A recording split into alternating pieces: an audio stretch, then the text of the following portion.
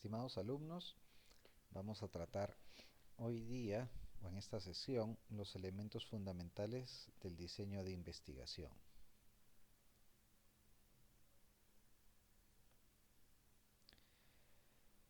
El contenido va a estar dado por el método científico, el problema de investigación, los diseños de investigación y los diseños descriptivos. El método científico. Primero revisemos un poco el concepto de ciencia. Proviene este término del latín scientia, que viene a ser el conjunto de conocimientos obtenidos mediante la observación y el razonamiento, sistemáticamente estructurados y de los que se deducen principios y leyes generales.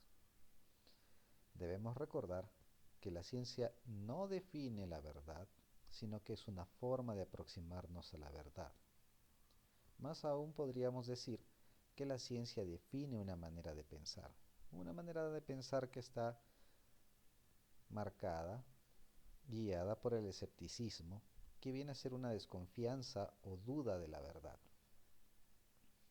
Este es un concepto que es muy importante que ustedes recuerden, dado que en general este pensamiento escéptico es el que el investigador aplica no solo al momento de revisar las investigaciones de otros colegas, sino al mismo momento de poder analizar los resultados obtenidos en la propia investigación y que le hacen dudar de la veracidad de los mismos. Justamente esta duda de esta veracidad de los resultados es un componente muy importante del análisis crítico, de la autocrítica que uno hace a la propia investigación. El método científico entonces viene a ser la estrategia que utiliza la investigación científica. Entonces van a ser aquellas prácticas utilizadas y ratificadas por la comunidad científica destinadas a explicar de alguna manera estos fenómenos que observamos en la realidad. Entonces es el proceso generado por la ciencia mediante el cual se usan experimentos para contestar preguntas.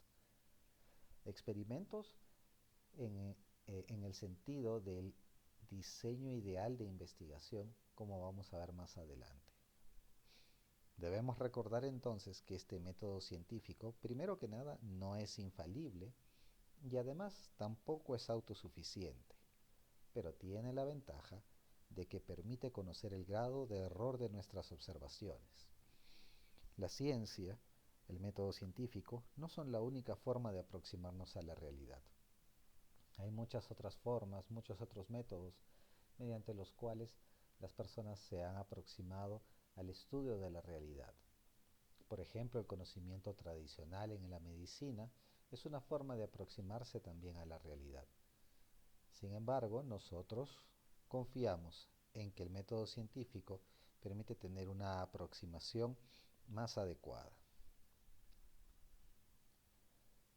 El proceso de la investigación científica parte de la identificación de un problema de investigación. Ante este problema o pregunta de investigación se formula una hipótesis y es a partir de estos dos aspectos iniciales del proceso de investigación que se formula el diseño de investigación. Es decir, el diseño de investigación debe responder a la hipótesis y al problema de investigación que se plantearon inicialmente en el proceso de la investigación científica. Este diseño va a permitir luego la recolección de los datos, el análisis de los mismos y luego, en función de los resultados obtenidos, poder determinar si confirmamos o descartamos la hipótesis de investigación. El problema de investigación. Primero que nada, la identificación del problema de investigación es la primera condición en el proceso de la investigación científica. Es producto de una elaboración teórica. No existe en la realidad. Entonces, si el investigador lo formula según la forma como abstrae e interrelaciona los hechos que existen fuera de su conciencia. Es decir, diferentes investigadores podrán llegar a diferentes problemas de investigación ante una misma observación. Entonces, ante un mismo hecho de conjunto, ante un mismo conjunto de hechos, pueden también plantearse numerosos problemas de investigación o diversas formas de problemas de investigación. Entre las características más importantes tenemos que es una pregunta específica con respecto a la realidad. Versa sobre un objeto que es reconocible y que está definido científicamente. Trata de cosas nuevas de ese objeto o nuevos enfoques de dichas cosas sobre ese objeto e indaga acerca del orden y las relaciones entre fenómenos. Existen muchas propuestas sobre la clasificación de los problemas de investigación. El doctor Alarcón, por ejemplo, propone la siguiente clasificación, que tenemos problemas descriptivos, problemas normativos, problemas correlativos o problemas de impacto. El problema descriptivo sería aquel que indaga por hechos con la finalidad de constatar su existencia, su magnitud o sus características. El problema normativo indaga por hechos, pero en función de un patrón de referencia o norma. El problema correlativo trata de saber si hay una relación o asociación importante entre dos o más hechos. Y los problemas de impacto indagan por una relación causal. Los diseños de investigación vienen a ser el plan que utiliza el investigador para recoger evidencias que permitan poner a prueba las hipótesis planteadas. La finalidad viene a ser entonces describir hechos, describir asociaciones o demostrar asociaciones, como veremos. Entre los procedimientos básicos de investigación tenemos el control experimental, la aleatorización, el control no experimental, la referencia temporal. Y los niveles de medición suelen ser el nivel individual o biológico y el nivel agregado o ecológico. Una descripción más profunda de todas estas características va a ser abordada en cada uno de los diseños o debería ser buscada en cada uno de los diseños de investigación propiamente dichos. Hay dos estrategias básicas de investigación. Primero, la descripción de las características poblacionales que están relacionadas a los estudios descriptivos y el análisis de las características individuales que serían los estudios analíticos. Es una diferencia que en realidad solamente es formal, ya que se trata de momentos diferentes de la investigación, cuya secuencia en realidad es una continuidad. Cuando los hechos son mal conocidos, primero debemos establecerlos con claridad. Entonces, en esos casos, es necesario desarrollar estudios descriptivos para luego, a partir de este análisis, de esta información obtenida, poder aventurar hipótesis explicativas y entonces desarrollar diseños de investigación que nos permitan comprobar estas hipótesis explicativas o asociativas. Entonces, tendremos primero la necesidad de desarrollar estudios descriptivos para hacer un análisis de conjunto y tratar de ver si es que existen asociaciones.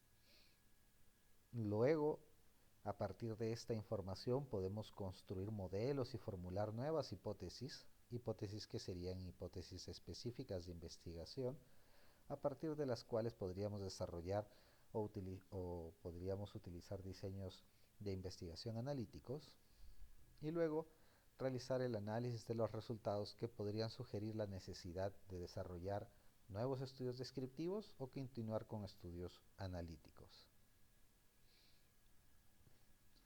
De esta manera, como propuesta de diseños de investigación, tendríamos por un lado los estudios descriptivos, donde tenemos al reporte de caso, a la serie de casos, al estudio ecológico, y por otro lado, los diseños analíticos, que podríamos tenerlos como no experimentales, o como estudios o como diseños de investigación experimentales. Por supuesto, el nivel de evidencia que nos arrojen los diseños va a ser diferente.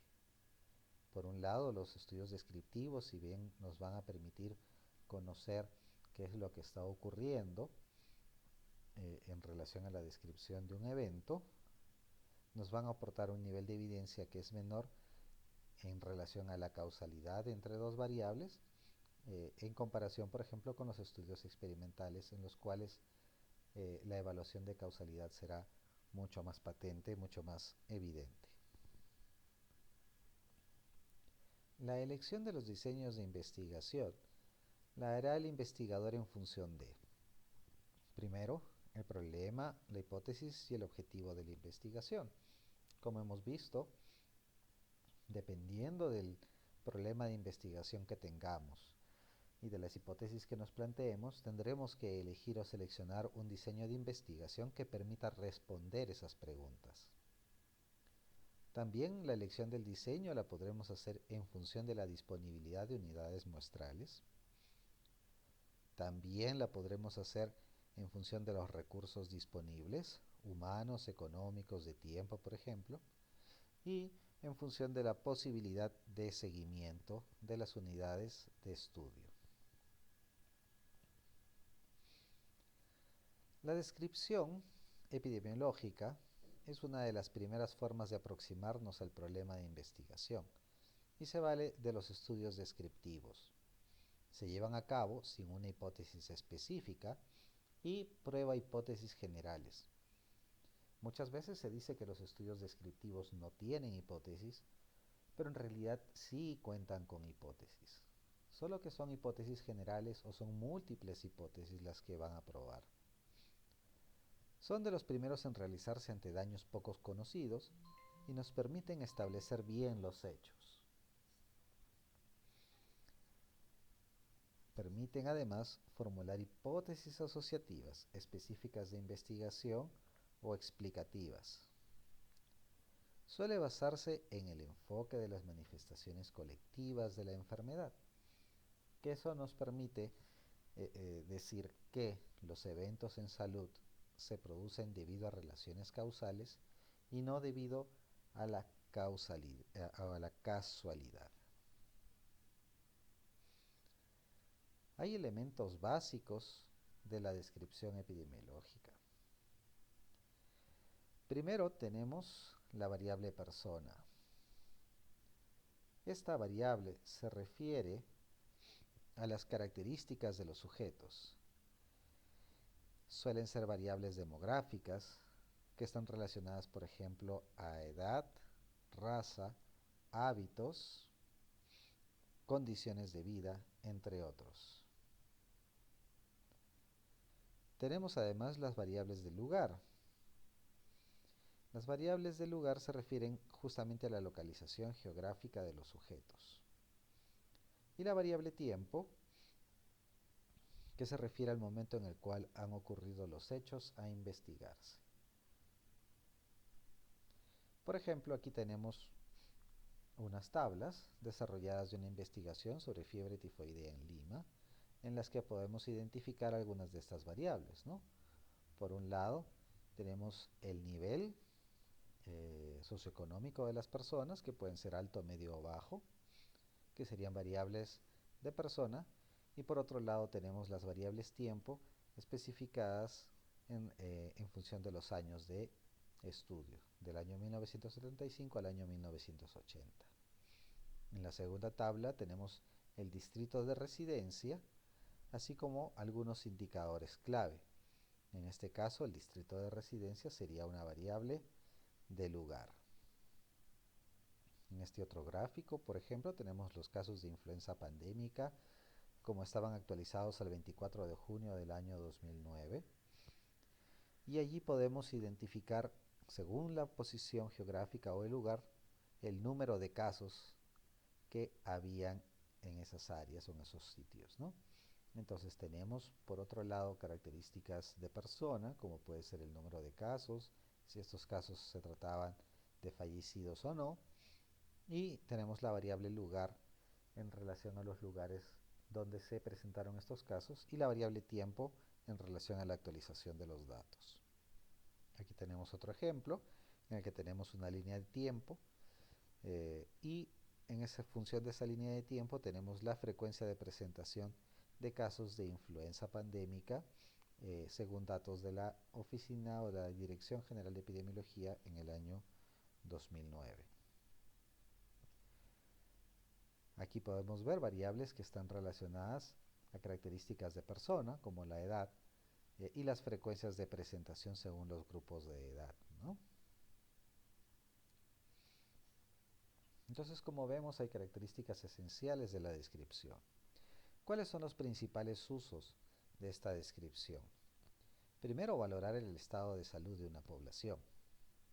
Segundo, generar hipótesis acerca de factores causales. Ojo, generar hipótesis y no contestar hipótesis acerca de factores causales. Planear y evaluar programas de salud pública para controlar y prevenir daños a la salud, como por ejemplo establecer prioridades, asignar recursos, evaluar la efectividad de los programas. Diseños descriptivos. Dentro de los diseños descriptivos tenemos 3 que vamos a revisar de manera rápida, que son de los más usados en medicina. Por ejemplo, iniciamos con el reporte de caso, la serie de casos y los estudios ecológicos.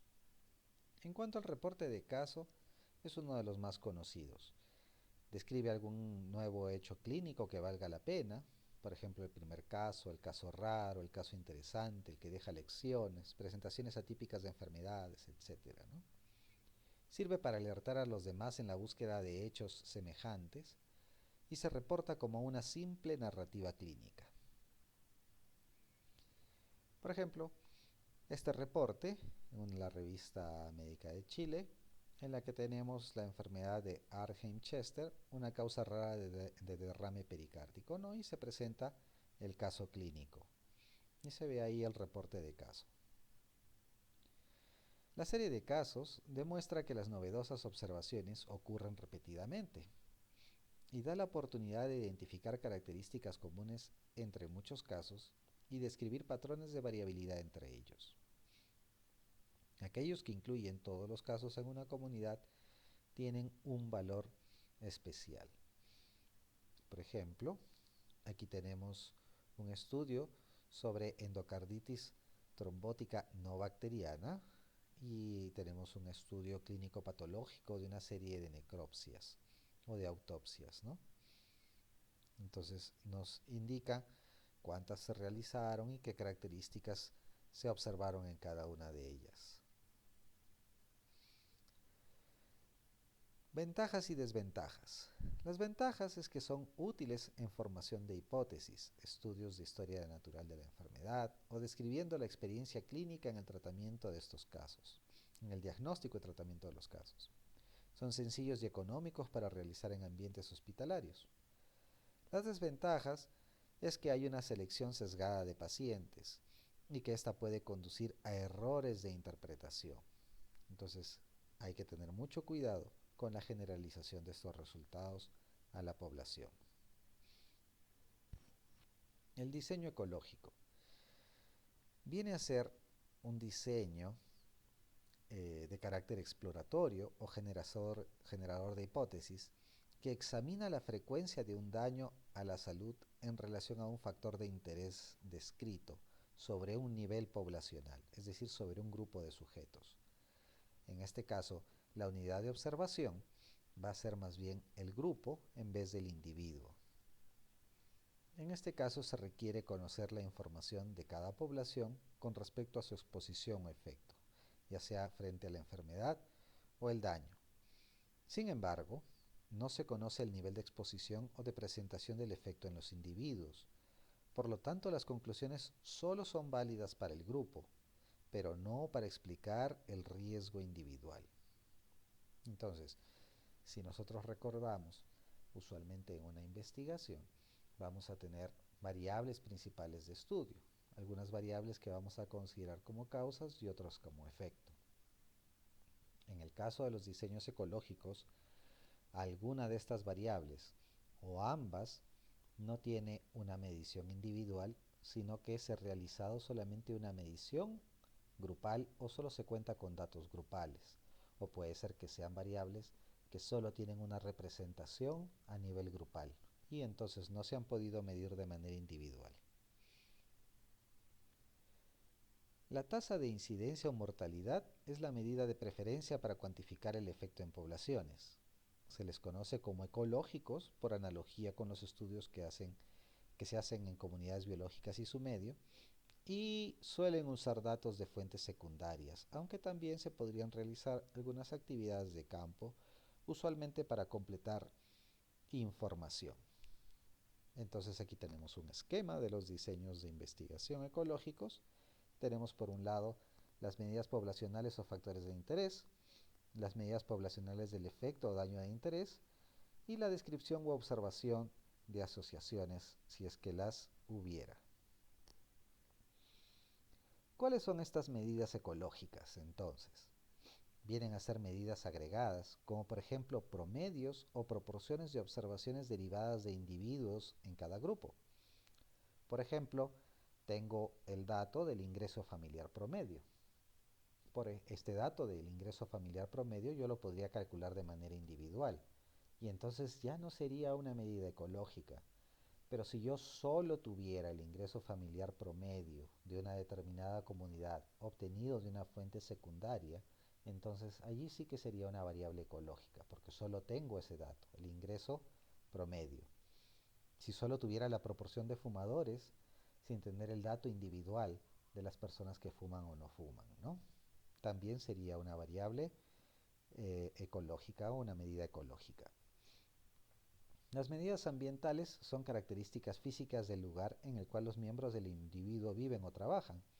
Y aquí sí que es muy difícil, por ejemplo, identificar una medición individual, ¿no? Por ejemplo, el nivel de contaminación del aire. Es muy difícil saber cuál es el nivel de contaminación individual en relación al aire, porque las personas usualmente viven en ambientes en los cuales, en medios ambientes que tienen un nivel de contaminación determinado, pero este nivel de contaminación no solo aplica a una persona, sino a un grupo de individuos que se encuentran en ese ambiente. Por ejemplo, las horas de luz solar también, ¿no? Al día, que son generales para un grupo de personas y no solo para un individuo. Medidas globales son atributos de grupos, organizaciones o lugares que no tienen un análogo en el nivel individual. Por ejemplo, la densidad poblacional no es una variable que se pueda medir a nivel individual.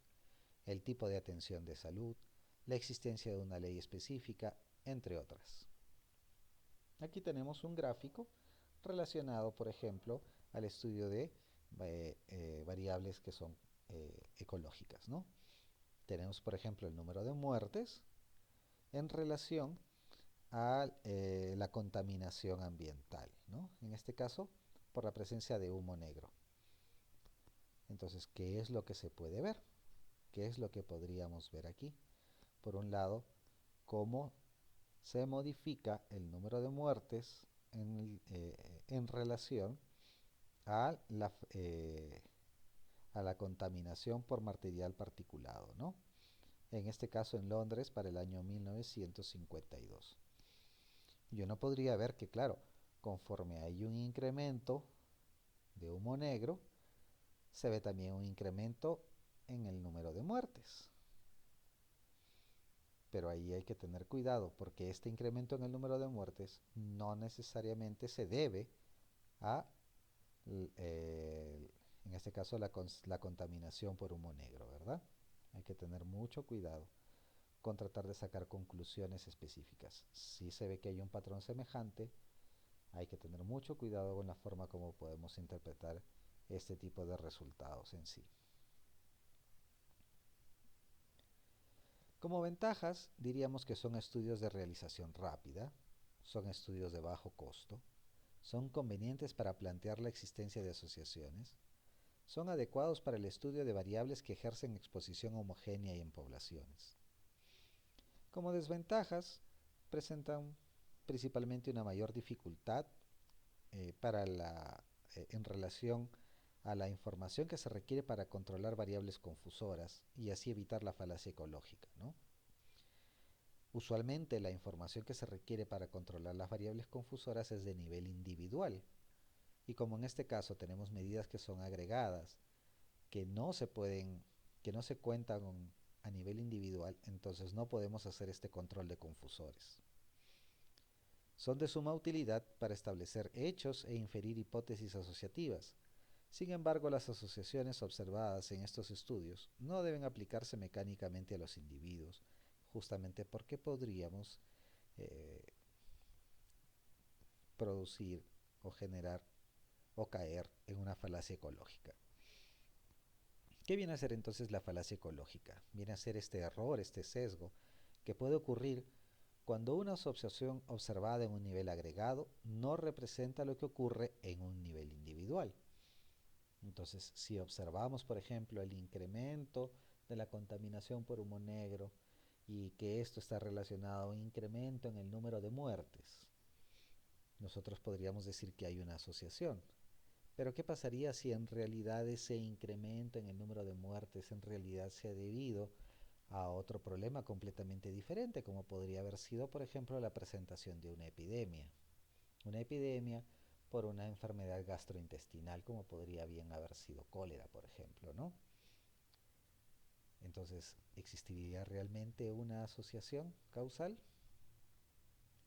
Hay que tener por eso mucho cuidado con este tipo de observaciones. Se produce al aceptar asociaciones que no existen y que son producto de un estudio ecológico y tratarlas como si fueran producto de un estudio basado en observaciones de individuos. Este término cubre varias fuentes de sesgos. La mayor parte del sesgo ecológico se debe a la dificultad de controlar factores de confusión en este tipo de estudio. Como ya habíamos visto, esto es debido a la falta de disponibilidad de información de nivel individual. Aplicaciones. Nos permite explorar patrones geográficos que podrían sugerir la existencia de asociaciones de etiología ambiental. Entonces, claro, una de las conclusiones que suelen tener este tipo de estudios es decirnos que probablemente existe una asociación y que hay que desarrollar otros estudios de nivel individual que nos permitan corroborar si existe tal asociación o no. Además, nos permiten estimar si los cambios en la exposición promedio modifican la presencia de la enfermedad en una población o diferentes grupos de poblaciones. Aquí tenemos un estudio del doctor Rodríguez Morales en el cual se busca ver si hay asociación entre la incidencia de leishmaniosis cutánea y el índice de desarrollo humano y sus componentes en 4 estados endémicos de Venezuela, ¿no? Entonces tenemos una variable, como puede ser la incidencia de leishmaniosis cutánea, que es una variable agregada, y por otro lado el índice de desarrollo humano, que es una variable que también es agregada, que no tiene una representación en el nivel individual, o sea, en las personas.